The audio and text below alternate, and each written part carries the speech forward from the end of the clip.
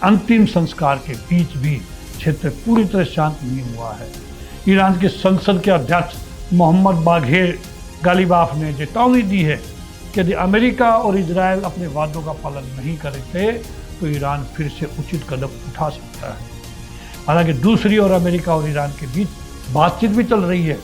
अमेरिकी राष्ट्रपति Donald Trump ने दावा किया है कि ईरान ने अमेरिका की लगभग सभी प्रमुख शर्तों को स्वीकार कर लिया है। यानी एक तरफ शांति वार्ता चल रही है और दूसरी तरफ पूरे क्षेत्र में सैन्य तनाव।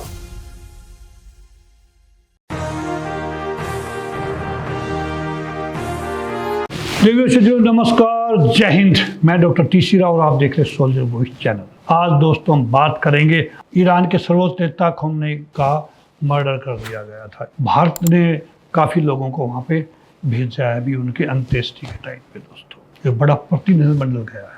दोस्तों पश्चिमी एशिया में कई महीनों तक चले भीषण संघर्ष के बाद अब पूरी दुनिया की निगाह ईरान पर टिकी हुई है।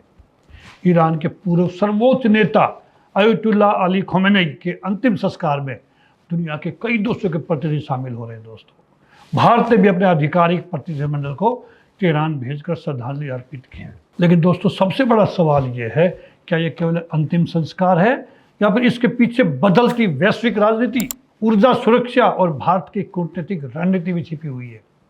आइए समझते हैं। ईरान की राजधानी तेहरान में लाखों लोग अपने पूर्व सर्वोच्च नेता अयतुल्ला अली खोमेनी को अंतिम विदाई देने के लिए एकत्रित हुए हैं। उनका पार्थिव शरीर ग्रैंड मौसल्ला परिसर में रखा, जहाँ कई दिनों तक श्रद्धांजलि कार्यक्रम चलते रहे। दोस्तों दुनिया भर से विदेशी प्रतिनिधिमंडल पहुंच रहे हैं।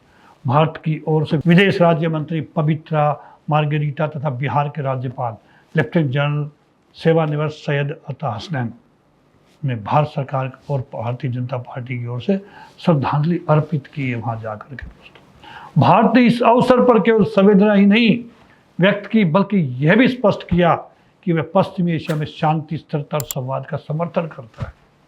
लेकिन अंतिम संस्कार के बीच भी क्षेत्र पूरी तरह शांत नहीं हुआ है। ईरान के संसद के अध्यक्ष मोहम्मद बाघेर गालिबाफ ने चेतावनी दी है कि यदि अमेरिका और इजराइल अपने वादों का पालन नहीं करते तो ईरान फिर से उचित कदम उठा सकता है। इधर इजराइल ने दक्षिणी लेबनान में हिजबुल्लाह के कई ठिकानों पर हमले किए हैं।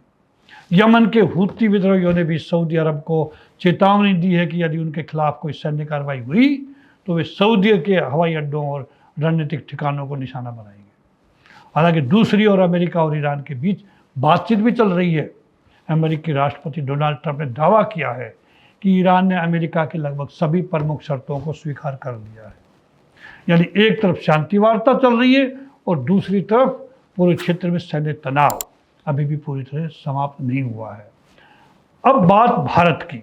भारत दुनिया का तीसरा सबसे बड़ा तेल आयातक देश है। दोस्तों भारत अपने कच्चे तेल की आवश्यकता का लगभग 85% आयात करता है। दोस्तों यानी 15% ही हमारे यहाँ पे अपना खुद का इंडिजीनियस क्रूड है। ऐसे में पश्चिमी एशिया में कोई भी अस्थिरता सीधे भारत की ऊर्जा सुरक्षा, महंगाई, परिवहन लागत और आर्थिक विकास को प्रभावित कर सकती है। हाल के दिनों में दोस्तों अंतर्राष्ट्रीय बाजार में ब्रेंट क्रूड की कीमत लगभग $72 प्रति बैरल के आसपास बनी हुई है।